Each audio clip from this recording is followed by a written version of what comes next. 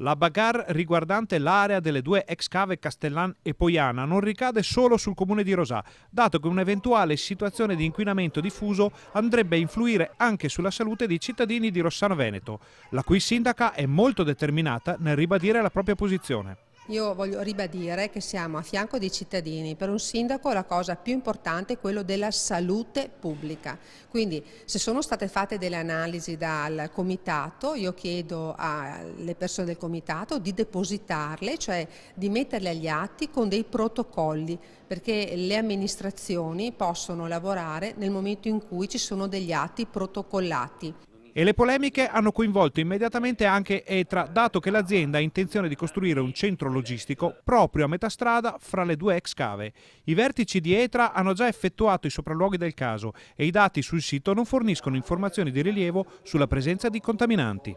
Si tratta di due terreni su cui Etra appunto non ha svolto alcuna attività. Il terreno acquistato nel 2011 da Etra è un terreno vicino a quelle aree, ma non contaminato, perché così è stato accertato a seguito di carotaggi che sono stati svolti nel corso del 2015 e da analisi sul terreno di superficie svolti sia nel 2015 che ripetuti nel 2018. Sono in grado di tranquillizzare la popolazione che per quanto riguarda il terreno di proprietà di Etra non c'è alcun elemento di criticità. Etra comunque metterà a disposizione i propri dati e le proprie analisi